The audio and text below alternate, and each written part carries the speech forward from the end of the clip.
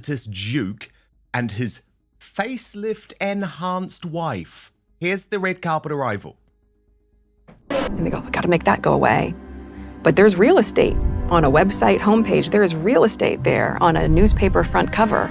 And something has to be filled in there about someone. It starts with a whisper, then a caption, then a wildfire. One throwback photo. One line that felt more like a riddle than a shot. Some people forget where they came from until their past comes knocking. The image? Meghan, pre-palace, pre-California estates, Soho house days, big dreams, bigger plans. On the surface, it looked harmless. But the internet knows a loaded caption when it sees one, and within hours the comments exploded. Was this shade? A warning? A breadcrumb trail to something bigger? Here's the twist. The post didn't come from a tabloid, a royal aide, or a palace pitbull. It came from someone who had once been inside Meghan's circle. Private dinners, shared jokes, hushed pep talks when the spotlight burned too hot. Not a stranger. Not a troll. A known quantity. And that's why the reaction, reportedly, was nuclear. Word is Harry saw the alerts first. Phone buzzing. Mentions flooding in. He marches into the kitchen in Montecito, screen in hand, and demands to know who this friend thinks she is. Insiders called his reaction volcanic. Meanwhile, Meghan freezes, not furious, not yet stunned. Because Meghan never moves without a board. Every friendship, every photo op, every charity visit is a piece in a long game. And pieces don't move out of formation without consequences. BY morning. That cryptic caption had mutated into a live stream. Nervous laugh. White wine glass. And then the soft-spoken cuts. Nothing that crosses legal lines, but surgical enough to sting. Allegations that Meghan practiced princess poses long before she met a prince. That she spoke openly years ago about marrying into power, whether royal or billionaire. That she scripts the beats of her own story with precision, down to the pauses that make an audience lean in. I'm not saying she's fake, the friend adds, but she's always known how to turn pain into profit. That clip rockets past 20 million views in a day. The hashtag trends worldwide. And suddenly, every morning show wants a piece.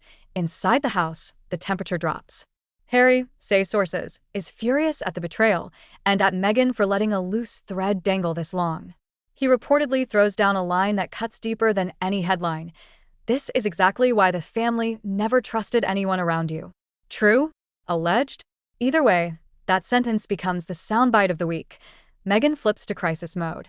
Code Red PR, calls to friendly outlets. Doses of soft focus stories.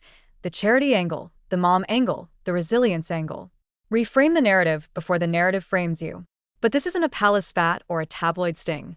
This is inside baseball, and inside baseball sells. Producers start sniffing around. Gossip desks make calls. French mags, British tabs, American talk shows. The feeding frenzy is on. That's when the rumor mill starts grinding. Whispers that the friend has taken meetings. That a streamer, yes, the big one, has a concept on the table about fame and friendship, where names aren't named, but everyone can read capital letters between the lines. And then a 30-second teaser drops, a silhouette of voiceover. Fame doesn't change you. It reveals who you always were. No names.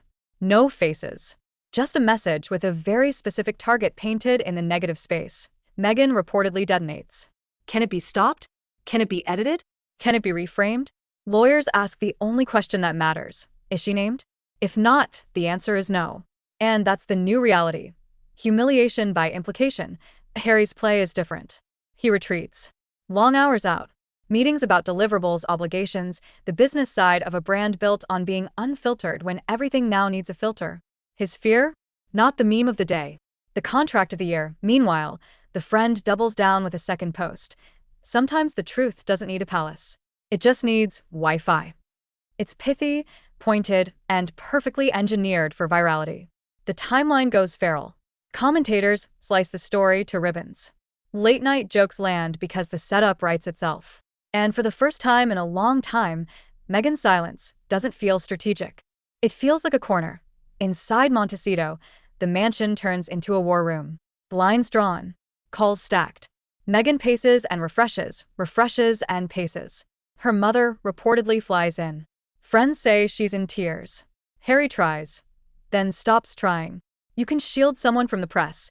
You can't shield them from momentum. The thing about a narrative?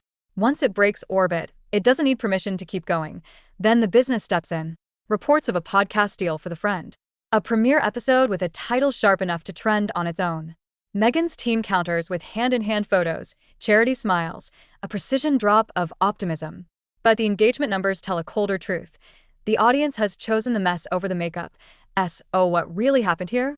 5 pressure points, rapid fire. 1. A cryptic post timed perfectly to catch maximum oxygen. 2.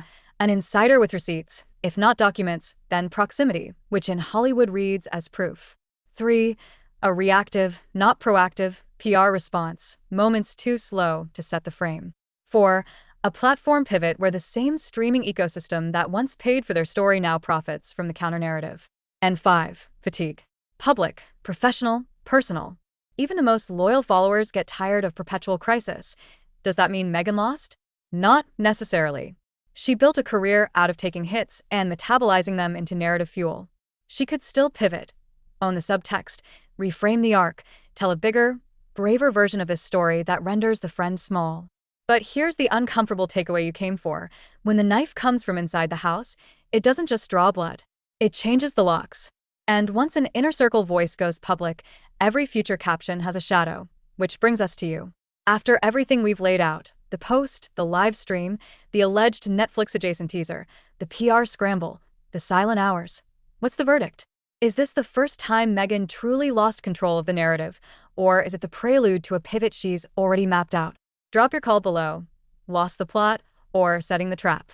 Because here's the final lesson of this saga, and it's the one Harry and Meghan's empire now has to confront.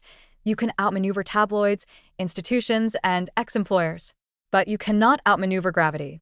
And right now, the story is falling, faster than anyone in Montecito can catch it.